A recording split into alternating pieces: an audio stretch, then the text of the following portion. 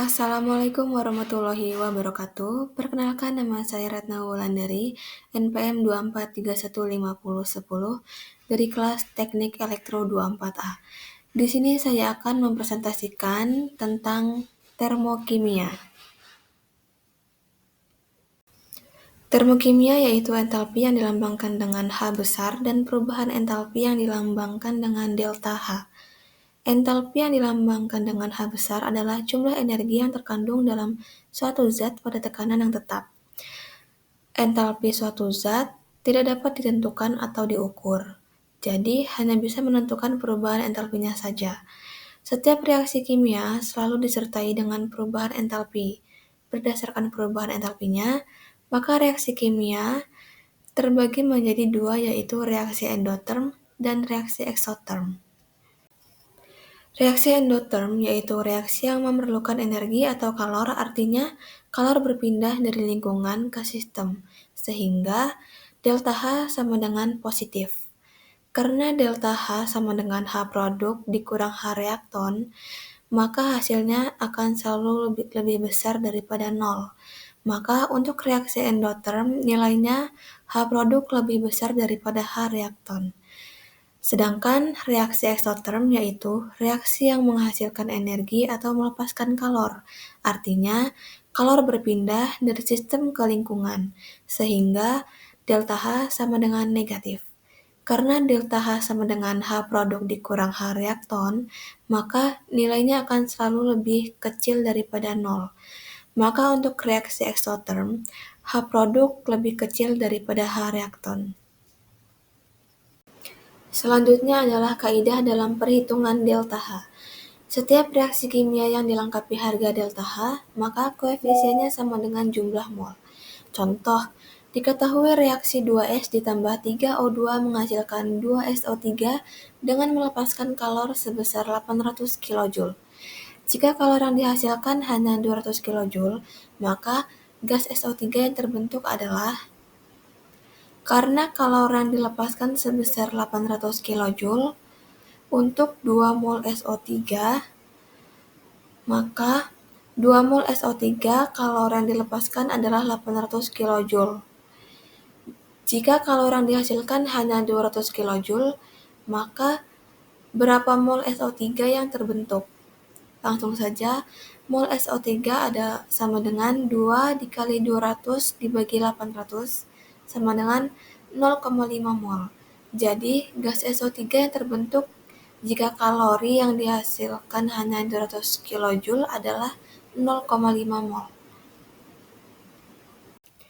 Lanjut ke kaidah yang kedua, yaitu harga perubahan entalpi atau delta H bergantung pada jumlah zat. Maksudnya, bila reaksi dibalik, maka tanda delta H juga harus dibalik. Bila reaksi dikalikan X, maka delta H juga harus dikalikan X. Bila reaksi dijumlahkan, maka delta H juga harus dijumlahkan. Contohnya, N2 ditambah 3H2 menghasilkan 2NH3 dengan nilai delta H sama dengan negatif A kilojoule. Jika reaksi dibalik, maka akan menghasilkan 2NH3 menghasilkan N2 ditambah 3H2.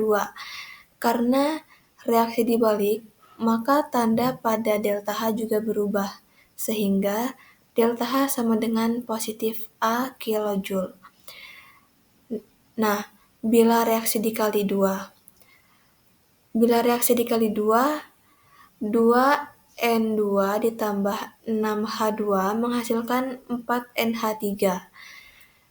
Nilai delta H-nya sama dengan negatif 2A kilojoule. Selanjutnya yaitu perhatikan diagram siklus di bawah ini. Di sini yang ditanyakan adalah harga X kilojoule atau perubahan entalpinya. Nah, langsung saja langkah yang pertama yang harus kita lakukan yaitu mencari senyawa awal dan akhir.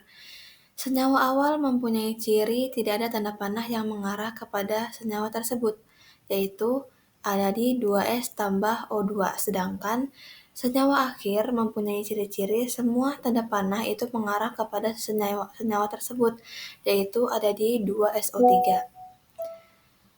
Untuk awal ke akhir bisa melalui dua tahap, yaitu yang pertama dengan melepaskan 790 kJ, kemudian yang kedua 2S ditambah O2 itu dijadikan 2SO2, kemudian ditambah O2 menghasilkan SO3.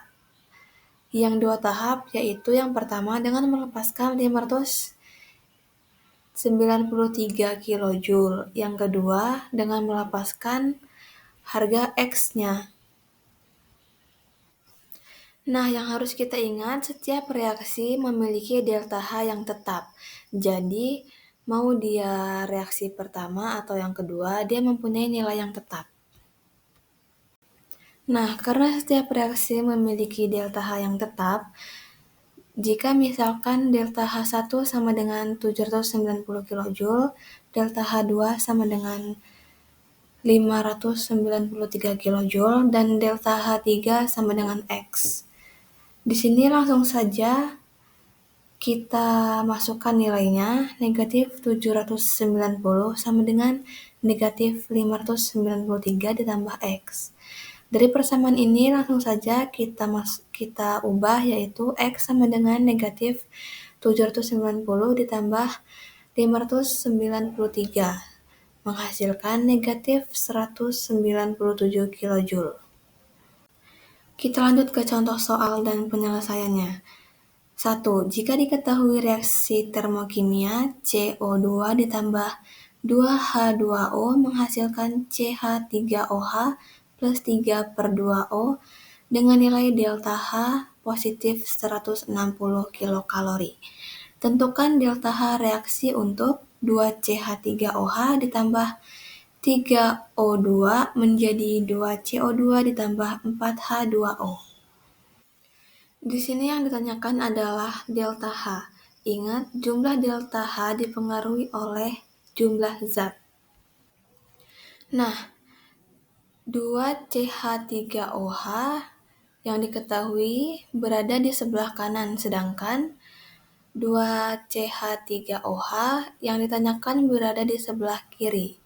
Yang artinya, reaksi yang diketahui harus dibalik dulu menjadi reaksi yang ditanyakan. Nah, di sini kita tidak perlu membolak-balik, kita hanya perlu mengotak-atik nilai delta H-nya. Jika reaksi dibalik, maka delta H juga berubah tanda.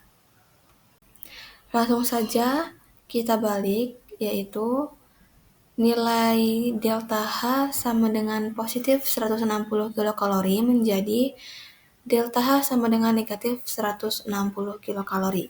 Kemudian kita lihat pada soal yang ditanyakan, yaitu 2CH3OH. Sedangkan yang diketahui hanya satu, yaitu CH3OH. Bagaimana cara kita untuk menjadikan dua, yaitu dengan dikali, yaitu delta H sama dengan negatif 160 dikali 2, menghasilkan negatif 360 kilokalori. Kesimpulan yang sudah kita pelajari yaitu termokimia mempelajari perubahan energi panas dalam reaksi kimia dan proses fisika.